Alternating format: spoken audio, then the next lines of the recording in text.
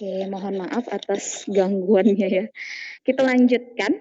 Jadi itu dua hal masih masih dalam faktor internnya. Lalu kemudian perdagangan gelap atau ilegal nih juga merajalela pada saat itu, ditambah VOC ini harus membayar para pegawainya dengan jumlah yang sangat besar. Seperti yang sudah Ibu katakan bahwa VOC itu merupakan persekutuan dagang yang sangat besar pada saat itu. Pengaruhnya mulai dari Amsterdam, Tanjung Harapan sampai ke Papua. Bahkan hampir hampir semua Asia itu ya. Karena dia memang sangat sangat terkenal pada masanya. Jadi VOC ini merupakan perusahaan dagang yang sangat besar seperti itu. Wah, ternyata bangkrut juga ujung-ujungnya. Ini salah satunya karena dia harus membayar para pegawainya yang tadi sangat banyak itu dalam jumlah yang besar. Karena kan semakin berkembangnya sebuah perusahaan berarti kan semakin banyak nih pegawainya yang harus dibayar, ditambah lagi kegiatannya semakin kompleks, otomatis uangnya juga harus semakin banyak. Tapi masalahnya di awal tadi uangnya dimasukin ke saku masing-masing karena ada korupsi, ditambah lagi para pegawai ini mereka juga melakukan kegiatan perdagangan untuk kebutuhan pribadi. Nah, sudah juga mereka harus membayar para pegawainya, ditambah lagi mereka harus membiayai perang. Ya, uangnya tidak ada, pemasukan tidak ada, tapi harus bayar pegawainya, ditambah harus bayar perang. Yang namanya perang ini ya tentu butuh money, butuh cuan ya. Untuk apa? Untuk beli alat-alat perangnya. Siapa yang dihadapi VOC pada saat itu? Ya, rakyat Indonesia dari berbagai kerajaan itu ya, salah satunya Mataram, misalnya mereka melakukan perlawanan terhadap VOC. Kenapa perlawanan itu muncul? Ya karena VOC ini menerapkan kebijakan yang sangat merugikan rakyat. Makin bangkrut nggak nih VOC kalau seperti ini? Lah jelas, uangnya tidak ada pemasukan, harus mengeluarkan biaya yang sangat besar, ujung-ujungnya apa yang terjadi? Ngutang VOC-nya ya. Jadi banyak hutangnya VOC. Ditambah juga dia harus menghadapi persaingan dengan serikat dagang lain. Itu ada East Indian Company, ini milik Inggris ya. Sangat sulit dia menghadapi itu karena pemasukannya juga sangat kecil, hutangnya numpuk. Kalau seperti ini jalan nggak sih persekutuan dagangnya VOC? Ya jelas susah. Kalau seperti ini tidak akan jalan.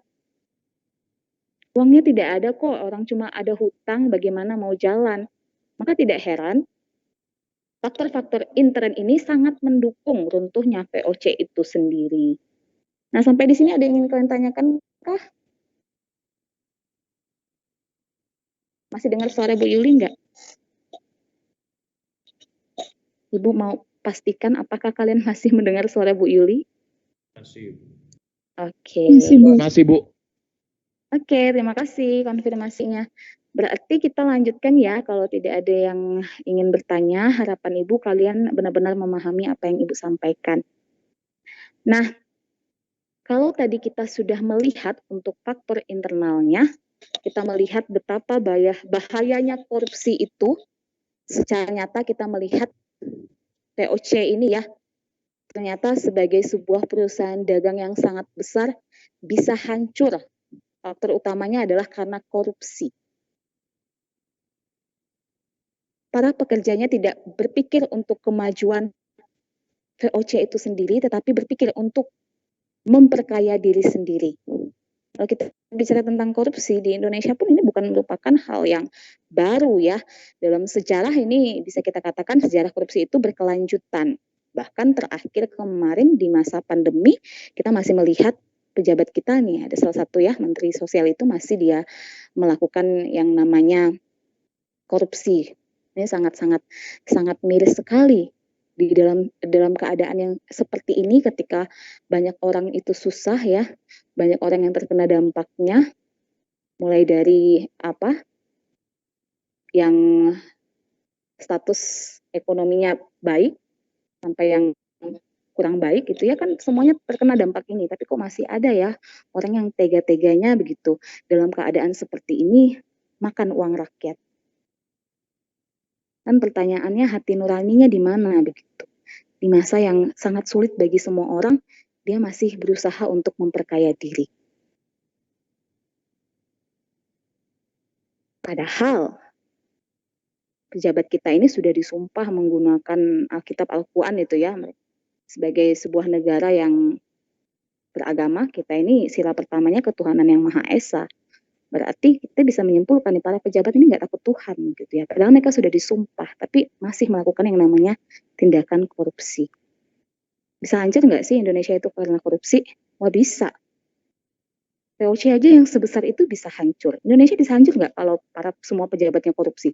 Wah, sangat bisa. Makanya di sini sangat dibutuhkan juga kontrol dari rakyat ya, untuk mengkritisi pemerintahannya gitu ya. Ya kalau ada yang nggak beres ya jangan takut berbicara. Nah, harapan Ibu juga kan kita nggak tahu nih nanti kalian masa depannya seperti apa. Tapi harapan Ibu kalian semua akan menjadi orang yang sukses begitu ya. Nah, kita nggak tahu mungkin di antara kalian nanti ada yang jadi pejabat begitu ya. Mana tahu ada yang jadi presiden. Kita kan nggak tahu. Nah harapannya ketika kalian diberikan tanggung jawab gitu ya, kalian memilih untuk menjadi wakil rakyat, maka bekerjalah dengan sungguh-sungguh dan sungguh-sungguh menjalankan apa yang menjadi tanggung jawab kalian. Menjadi wakil rakyat ya sudah jadi wakil rakyat. Kalau mau jadi orang kaya ya jangan jadi anggota DPR, jadi pengusaha. Kan jelas, pengusaha cari uang untuk kebutuhan pribadi. Tapi kalau anggota DPR, para pejabat kan jelas mereka bekerja bagi rakyat. Digaji nggak? Ya jelas digaji lah, yang namanya manusia walaupun gimana ya membutuhkan makan begitu ya, yang membutuhkan baju, membutuhkan rumah memang ya digaji, tapi kan tidak untuk memperkaya diri, bekerja untuk rakyat. Seperti itu. Nah, harapannya kalian nanti ke depannya benar-benar bisa menerapkan core value-nya SMA Santa Angela ya, melakukan hal-hal yang baik, jujur dalam pekerjaan. Bisa nggak kita mulai dari hal yang kecil? Bisa, mulai dari sekarang. Kalau misalnya dikasih tugas, tanggung jawablah dengan tugas itu, kerjakan tepat waktu, kumpulkan tepat waktu, dan apabila ulangan, kerjakanlah dengan jujur. Jangan menyalin dari internet, jangan menyalin dari buku. Dari hal-hal yang kecil ini yang tampaknya sepele, ini bisa membentuk karakter kalian ke depannya. Kalau kalian dari sekarang sudah berusaha mulai jujur pada diri kalian sendiri, tindakan kalian, maka nanti ke depannya juga dalam dunia pekerjaan pun akan seperti itu. Apalagi kalau kalian punya prinsip. Nah, ini pesan Ibu ya. Jadi kita malah ceramah ya. Nah, ini mudah-mudahan bisa menjadi bahan refleksi dan renungan juga bagi kalian ya. Nah, ternyata kita kalau belajar sejarah itu bisa nyampe ke situ juga ya. Bisa sampai ke value-value yang bermanfaat bagi kehidupan kalian. Harapannya ya Ibu ngomong seperti ini didengarkan dan direfleksikan, direnungkan begitu ya. Jangan masuk kuping kanan, keluar ke kiri ya. Oke, kita lanjutkan. Nah, kita kembali lagi ke faktor eksternalnya nih. Kalau tadi kita sudah lihat internalnya, sekarang kita lihat eksternalnya. Nah, pada saat itu Belanda ini menghadapi yang namanya pendudukan Perancis pada tahun 1795. Karena di masa ini terjadi yang namanya revolusi Perancis ya. Pada saat itu Napoleon Bonaparte terdorong oleh Amerika Serikat karena dia membantu Amerika Serikat untuk lepas dari Inggris. Pada saat itu Napoleon Bonaparte ini berpikir, wah kalau saya bisa membantu Amerika untuk lepas dari Inggris, tapi mengapa di negara saya ini raja itu masih memimpin secara monarki absolut begitu ya. Lalu itulah yang kemudian mendorong Napoleon Bonaparte melakukan yang namanya revolusi dalam usaha untuk meruntuhkan kepemimpinan yang monarki dan digantikan dengan negara republik. Nah, kalau kita bicara tentang negara republik ini, erat kaitannya juga dengan paham liberalisme ya. Biasanya negara-negara republik ini mereka menganut yang namanya paham liberalisme atau kebebasan begitu ya. Nah, dalam pandangannya revolusi Prancis ini, VOC itu tidak sejalan nih dengan semangat kebebasan begitu ya. Makanya kemudian menurut pemerintah Prancis, VOC ini harus dibubarkan. Karena ketika